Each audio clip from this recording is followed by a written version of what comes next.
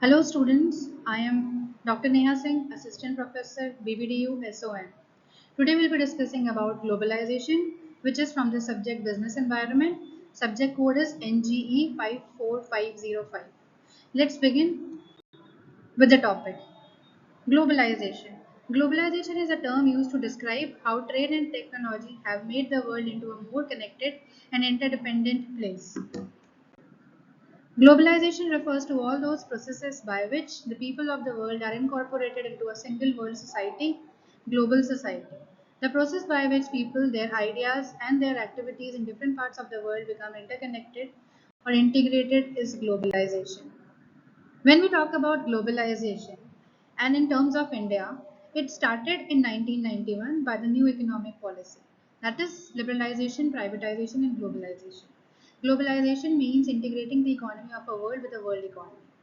It refers to growing economic interdependence among countries in the world with regard to technology, capital, information, goods, services, etc. Rules of entry modes. If we talk about the rules of entry modes, there are knife rules, pragmatic, strategy rules. Knife rule means the decision makers use the same entry mode for all foreign markets, ignoring the differences of individual foreign markets.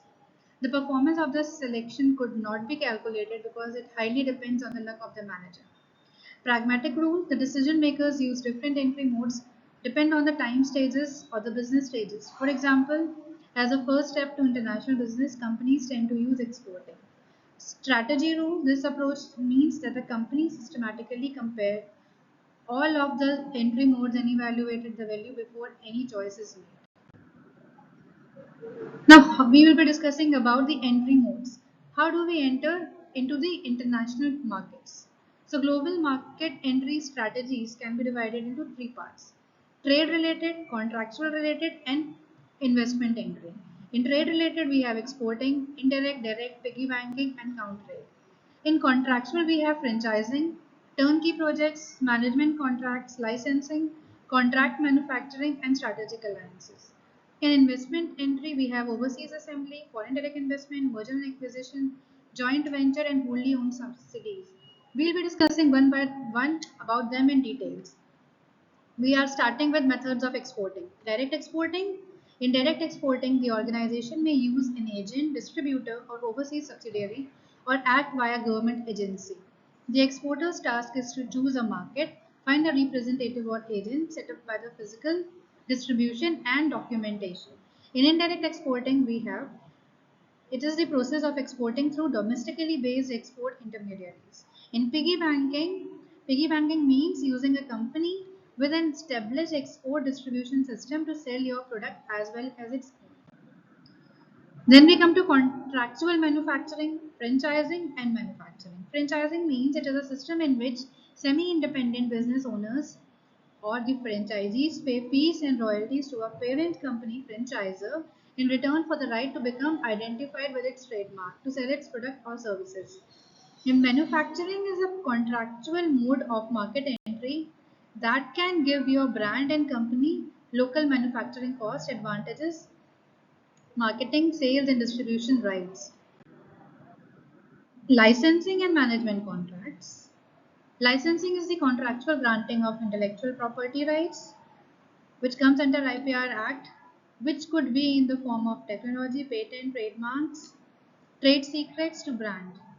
In management contracts, one company provides another company with the managerial expertise for a specified period of time. Then we move towards the turnkey projects and strategic alliances.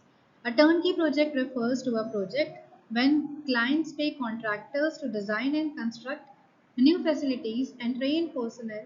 A turnkey project is a way for which a foreign company to export its process and technology to other countries by building a plant in that country. In strategic alliances, a strategic alliance is an agreement between two or more parties to pursue a set of agreed upon objectives needed while remaining independent organizations. Partners may provide these strategic alliances with resources such as product, distribution channel, manufacturing capabilities, project funding, capital equipments, etc. Methods for investment entry: overseas assembly and foreign direct investments, FDIs and FIIs.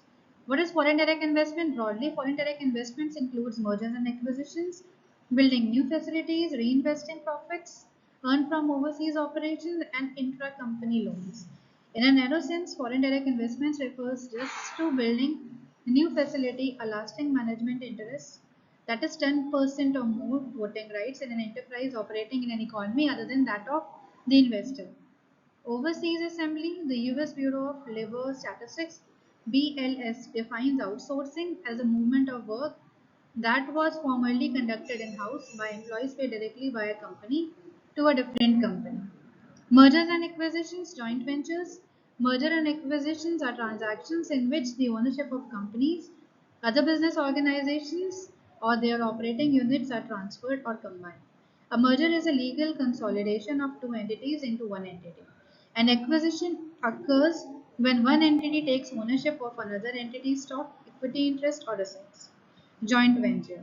A joint venture is a business entity created by two or more parties, generally characterized by shared ownership, shared returns and risk, and shared governance.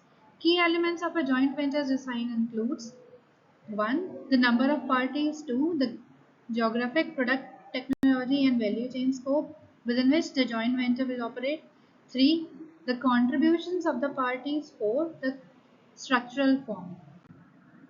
Then we come to the factors which affects the entry modes. Whenever we talk about the entry modes and their methods, we need to discuss about the factors. In business environment, we have discussed and we usually discuss that there are two factors, that is internal and external factors.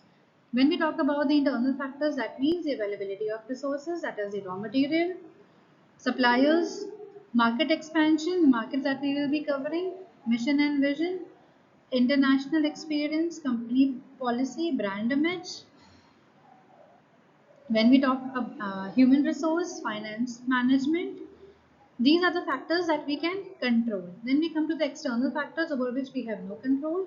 So external factors include competitions, political risk, cost involved, market size, government regulations. We also study about the better analysis, political, economical, social, environmental, legal, and ethical factors also. These are the factors over which the companies have no control. So whenever we talk about the modes of entry, we need to discuss about these factors also. With this, we come to the conclusion of today's topic.